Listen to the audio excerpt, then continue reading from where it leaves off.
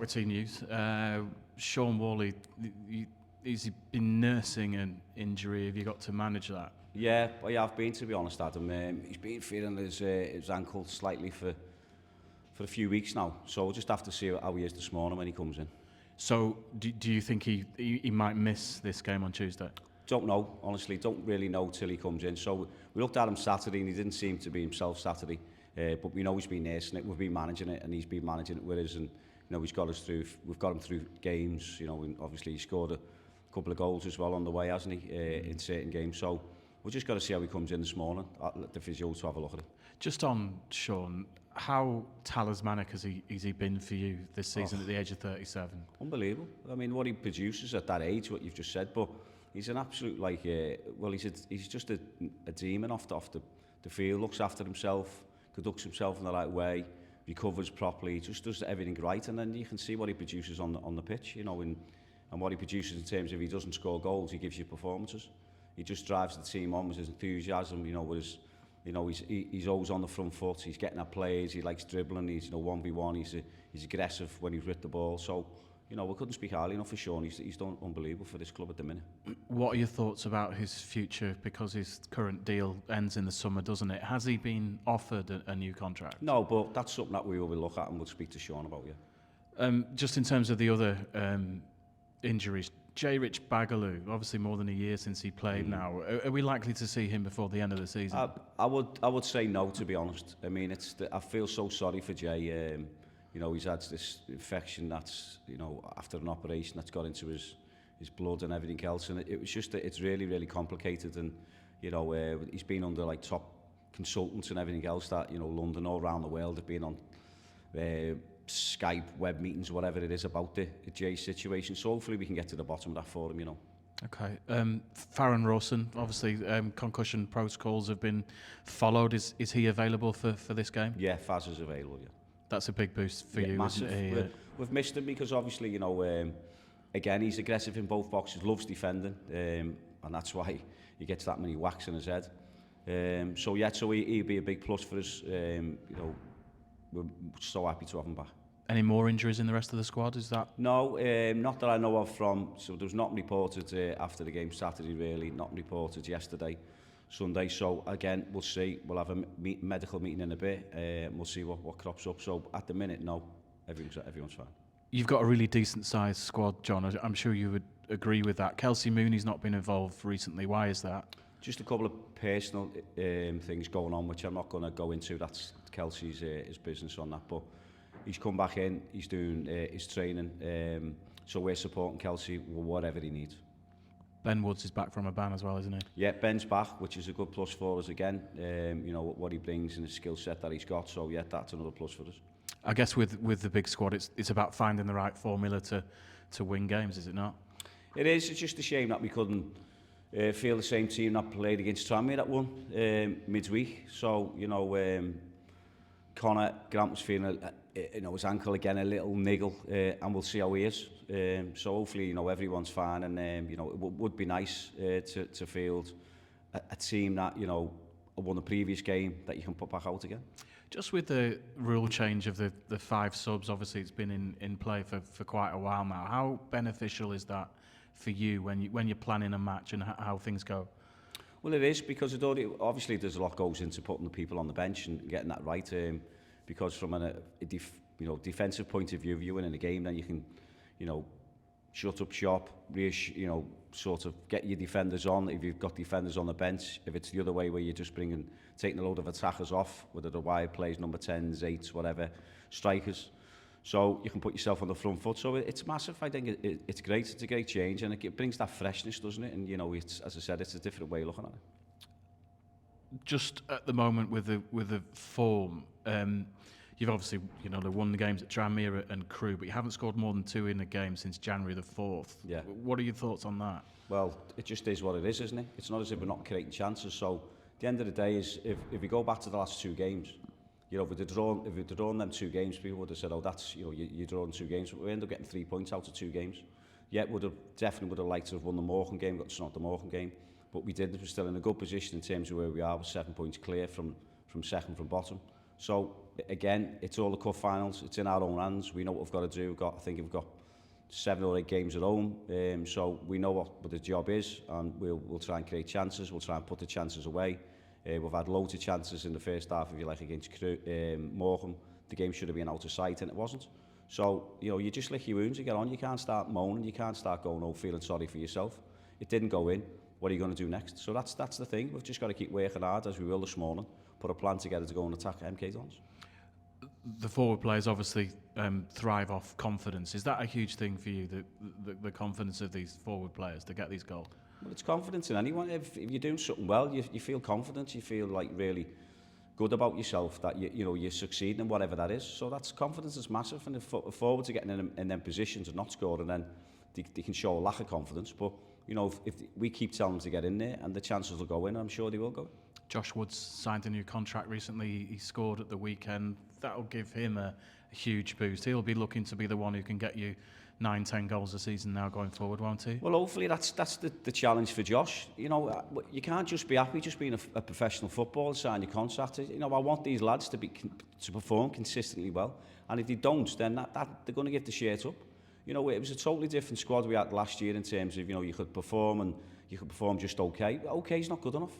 You have to perform consistently. Everyone has to do the job and do the job well and represent this club and this badge and these fans with everything and give everything. Not having different performance. You can't come in and just play, oh, yeah, I've had one good game or I've scored a goal and be satisfied with scoring a goal. You've got to want to score the next goal and the next goal and score in the next match and so on. So that's what we have to show, and it has to be consistent. Consistent performances will keep them in the team and will hopefully get us positive results. Just with that in mind, do you feel you're moving forward with this group of players? 100%. You see, the beauty you don't get is what I get, is that you don't see what they do day to day. So people can have an opinion on, oh, we should play this, should play that, and that's rightly so in terms of fans, and you pay the money and so on. But we see them train day to day, we see how they are, and we know we've got a good group of lads downstairs, and we know we've got a good dressing room, if you like. Everyone says the same thing, but ours is. You know, we're not going back over old grounds and saying, oh, feeling sorry for ourselves early on the season. That's all gone. We are where we are. We'll attack what we've got to do now. And as I said, we've got 13, 14 games left, whatever that is, I think it's 13. We'll attack every single game, and the next one is MK Dons. Is it hard to pick a team at the moment, given the players that you've got? Yeah, I think it is. It's difficult, but again, it's the ones that perform consistent will keep the shirt, and the ones that actually can actually want the shirt and show the drive and the passion and the attitude that we need on the training field to want to help us get where we want to get this club. And it's, as I said, it's not rocket science. You just got to come in. The big thing I always say is do your job well, and we'll all succeed. 7-point gap between Accrington and the relegation places. Are you confident that you will avoid being in the, you know, a real issue at the end of the season? Well, that's what you've got to believe in. You've got no belief, you might as well not be in the job. You might as well not be a professional footballer. The end of the day is the situation we're in. We don't want to be in it. The fans don't want to be in it. The club doesn't want to be in it. But we're showing signs, like we did more so in the second half. We got dragged into a game on Saturday, which we shouldn't have got dragged into. It was just long ball, second ball, throw-ins, corners, free kicks. It was all that in terms of the second half. We got on the ball, we played, and yet we should have maybe... we did score in the second half in terms of from a set play ourselves, which is a good one. But we've got to threaten the goal more. We've got to take more... We've got to create more opportunities. We've got to take them when we create them. You'll want more home wins, John. I'm sure you agree with that.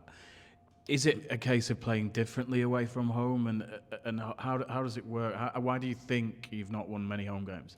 I think maybe just down to the players individually, just the pressure. But maybe they feel, I don't know. You know, our fans are great at home, so it can't be. It's not that they don't get the support. It's just I don't know what. I'm not going to blame the pitch or anything. Whatever it is, it is what it is. It's fact. So at the end of the day, they probably feel less pressure away from home. I don't know what that is, but we've seemed to have got better results away from home. You know, I think the last 2 games that we've lost at home against top teams, you know, we got beat by Doncaster 2-1. We didn't get, it wasn't an annihilation. It was one goal in it. We got beat by Notts County. So that's another 2 teams that are pushing for automatic promotion places. And then we've drew against Wimbledon, which is another team that are pushing for automatic and have been up there all season. And I think then we've drew at Cheltenham. We were down there ourselves, we were mid-table. We drew at Cheltenham, and then we've beat, I think the game before that was Grimsby, 3-2. Another team that we're pushing. So we've got to take every game the way we take it. We're passionate in what we do. There's a strong belief in what we're doing is all the right thing. we need to reward ourselves by taking chances and scoring goals and winning games of football, and more so at this place here. Do you delve into the psychological effects that come as part of playing football and at the top level of professional football? You have to, well, I would say you need to get into the mindset of a player. So we do ask players, we do sit down, we chat with them, like we are going to do this morning with certain players, and just, how have they gone? There's lads, like if you're like on loan from, we've got them from Southampton, Joe Bryan, what does he do day to day? How's he occupy his weekends after football because he's away from home, so we help the players, and we don't just, pick them, train and pick them and say, go on, off you go. So you need to mentally understand what type of what's going on in their heads. So we try and help them that way to get the best out of them on the pitch. So you can and you have to, really. You can't just come in and just be a robot and do your job and then go, oh, he's performed, he hasn't performed, oh well, let's see what happens next. So you try and build these relationships, not try, we are building them, we have built and we still are, they're all ongoing, to help the players to get the best out of them on the pitch. How much have you developed as a manager this season, John? You've obviously spent so many years as a coach, as part of backroom staffs, but now you're the number one. Do you feel like you've really moved forward yourself professionally? 100%. I think I've grown as a person. I know the job is really challenging. I think you've got that many in the dressing room, you're bringing all the players in, and as I said, it's like having your own sons and bringing a family up and getting the best out of them and guiding them whichever way it is, when they start school, how they deal with different things in school, whatever that is, when they start a job, giving them advice and stuff. So it's like that now with all the different characters that we have downstairs in that dressing room. And we bring the right person, the right character into the club to start off with, so it puts you on a good platform. And we know we've got really, really good characters down there. We know the culture's spot on. So all we've got to do now is come now and produce what we've all got in terms of skill sets, from back to front, which is the keepers to the forwards, and just bring that. And again, just do your job, and and hopefully that we get success on the pitch. But I've grown as a manager now. I know it was a tough challenge to start, and as I said, I've learned a lot on the job, and I'm still learning, to be honest. There were a couple of managerial departures in the EFL over the weekend, John. One of them was MK Dons' Scott Lindsay. What are your thoughts on that? It's a tough job, isn't it? And the run they were on was pretty bad. Well, it was, but again, Adam, it's like they've got different aspirations to us. So, I don't talk about budgets, I don't talk about referees and blaming people and stuff like that, but they've got a bigger budget. So I think Scott mentioned about that anyway, the budget, and they've got different aspirations. He's a top manager, he's proved that. But as I said, the club want to go in a direction, and they brought Scott in to go and do that, and results have suggested that they weren't going that way. They were initially, and then they've just fell off slightly. They've got good players, they're a big club, they're a club that should be up automatic, and playoffs around them areas. We played them early on the season, didn't we? So never ever want to see any manager lose the job. Scott's a good man, got on great with him here when he was at Crawley and at MK Dons. But I'm sure he'll be back in football soon. Yeah, life moves quick. Things change, doesn't it? He took Crawley up, an incredible achievement when no one really expected Crawley to be in the mix last season, and 9 months later he's lost his job at Milton Keynes. Is there a different pressure when a team has got a bit more money to spend and the expectations are to be in the promotion mix, do you think?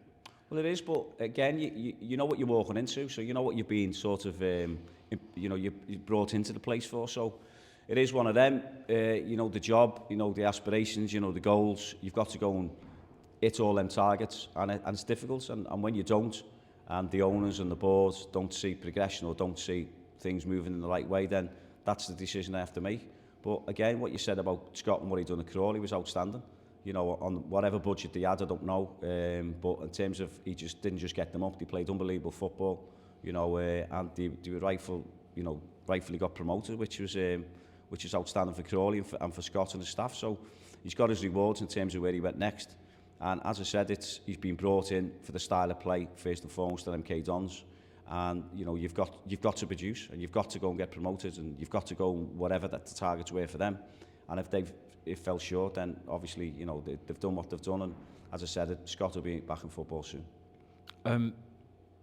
Just with Milton Keynes, is this a difficult game to prepare for now? As we speak on Monday morning, they haven't announced who will be in charge. They might appoint someone before the game. They may have an interim. is it difficult then to prepare for this? Not really, no, because they haven't got a manager, so want to be on the front foot straight away. We know what they play, so they're not going to change. They're not going to bring a manager just to go straight away, let's start playing long ball. So they'll recruit someone. They'll probably already have someone in mind. I don't know who's going to take over, so I'm not going to speculate on all that. But at the end of the day, it was MK Dons are MK Dons. They're not going to change the style of play. They recruited players to play a certain way, and they'll stand by them principles and the philosophy that the club have. So we know what's coming, and we'll be ready for it. They were third in early December. Incredible, really. So they have got the players to win football matches, I guess. That's why you look at it. Well, they have. But again, I'll go back to what I say about myself. What we want in terms of staff from our players is consistent level of performances. So that's what you have to bring. And when you can perform consistently and you're scoring goals, hopefully then you're winning games. So that happens, and they have got good players. And for one reason or another, I don't know what's going on there. For one reason or another, they weren't getting results, whether it was a bit of bad luck, whether it was decisions, whatever, I don't know. So I don't know what's going on in the club, but it is, at the same time, they've got really, really good players, and they might show tomorrow. But we're ready for that. We're ready for the good side to turn up here, and we've got to match that. Just in conclusion, John, what does a good end to the season look like for Accrington Stanley? Just getting away from this bottom end of the table. Rewarding ourselves for all the good work that we have done in other games, and we haven't took the chances, and we should have been away from this bottom end, and we haven't. And every time we've had an opportunity, we've sort of let that slip through our hands. No, we haven't took it. So big thing for us is just get away from this bottom end of the table. We're 7 points as it stands. We're in a better position, the teams below us, and that's it. And we've got a few games in hand on other teams. I don't really look into that much, but at the same time, is just get away, and whatever that takes us, the next 13 games, if that takes us closer to the playoffs, then happy days. If it takes us mid-table, then we'll take it all day. But we just need to get away from this. That's it.